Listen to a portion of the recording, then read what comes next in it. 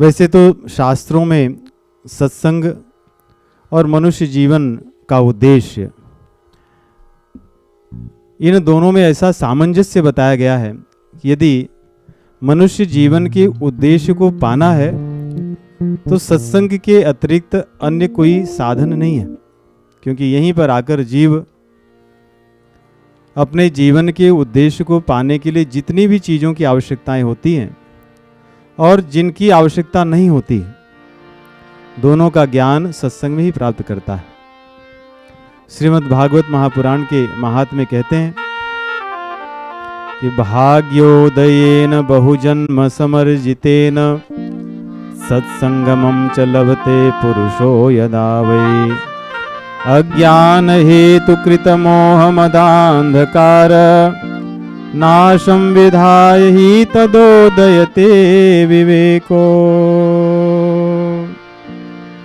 भाग्योदयेन बहुजन्म समर्जितेन, बहुत जन्मों के किए हुए जो पुण्य हैं उनके कारण जब हमारा भाग्य उदित होता है तब जीव को सत्संग की प्राप्ति होती है, और सत्संग की प्राप्ति होने पर अज्ञान हेतु कृत मोह मदांधकार, मोह मद का जो अंधकार है, जो अज्ञान के कारण जीव को मिलता है। एक तो अंधकार प्रकृति के कारण मिलता है, उसके उपाय को हम जानते हैं। दिन भर अंधकार नहीं रहता, रात्रि में आता है, रात्रि में भी हम प्रकाश कर लेते हैं, परंतु एक अंधकार हमारे हृदय में विराजमान है। इस अंधकार को बाहर का प्रकाश दूर नहीं कर पाता।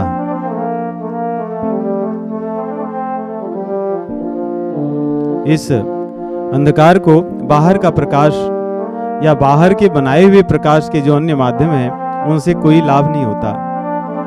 इस अंधकार को दूर करने के लिए तो सत्संग ही एकमात्र साधन है, एकमात्र वही उपाय है।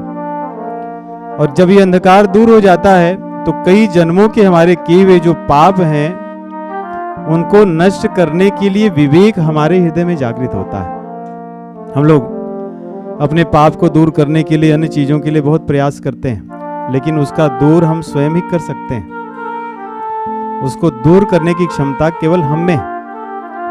यदि हमारे अंदर क्षमता न हो तो बाहर का कोई व्यक्ति भी कितना भी प्रयास करे हमारे दुखों को दूर नहीं कर सकता, हमारे अंधकार को दूर नहीं कर सकता।